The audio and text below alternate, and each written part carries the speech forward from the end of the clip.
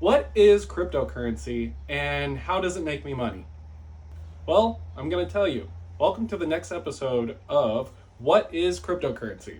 This is an educational series where I, Patrick, teach you about cryptocurrency. So, in the last video, we went over these topics. But in this video, we're going to be going over these topics. So let's start with where is crypto? Well, crypto is unique because it doesn't belong in one centralized place. It actually is controlled by many centralized places. This is often referred to as decentralized currency. The term decentralized actually comes from Latin.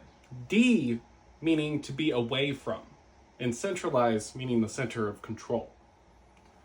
So a decentralized currency means to be away from a center of control.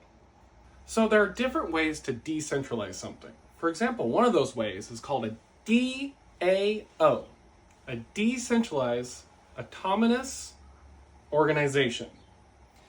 So a DAO is not ran by a board of directors, board members, or a president. Instead, it's ran by the code.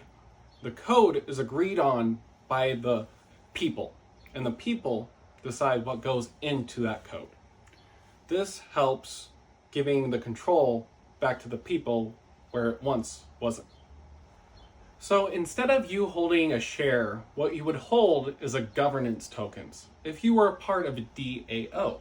Each one of these governance tokens give you voting power.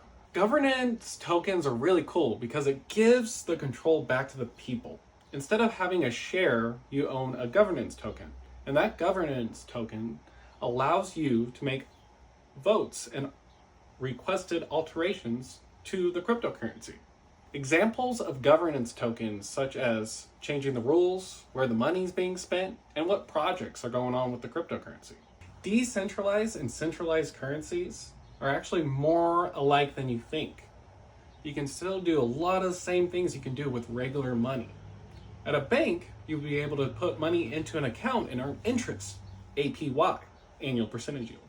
Or you could lock up your money in a bank and put it in a time account where you earn even more interest on your money. Luckily, with cryptocurrency, we can take these steps even further. So there are many different tools that decentralized currency has. For example, you can do something called yield farming. You can also do something called staking. You can even add your money to what they call liquidity pools. So let's start with what is yield farming? Yield farming is where you either stake or you loan your money to the currency in order to get a return, just like putting your money in a bank. Now, there are some important differences between decentralized and centralized currencies.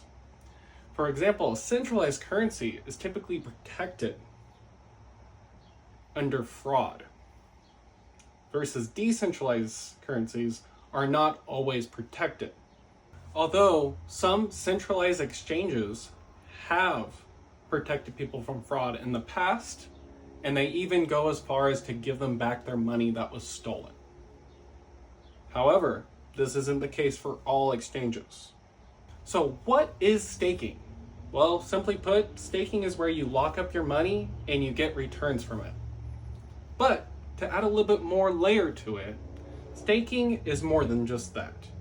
It's where you put your money, your code of your cryptos up front so that they may be able to use your code to conduct transactions. The more money you have staked, the more likely they are going to use your coins to complete transactions, thus increasing the amount of money that you earn. So next on the list, we have liquidity pools. So what is a liquidity pool?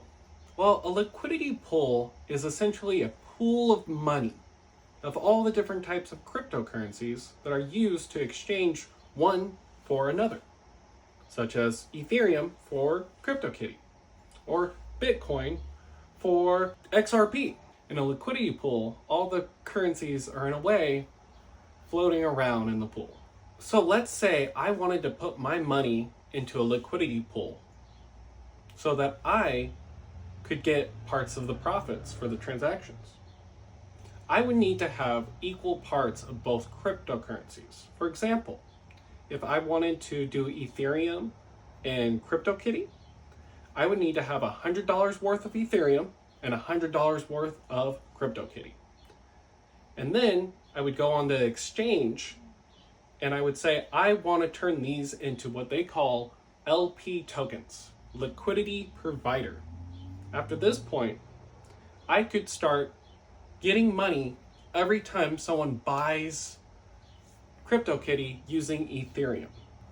Now, this works an awful lot like staking, where the more you have of a certain cryptocurrency, the more likely you are to get those rewards. So that's all for this video. But in the next video, we'll go even more terms and we'll go over more specifically transaction costs and what goes into a purchase of a cryptocurrency. Thank you for your time. You are doing things that other people will not do. You are learning something, you are bettering yourself, and I wish you the best. Please follow us on www.socacrypto.com or www.mykittytoken.com. We look forward to hearing from you. Please like and subscribe, or if this is on a different platform, please like and repost. And please let me know if there's anything you think I can do better. Until then, I'll see you next time.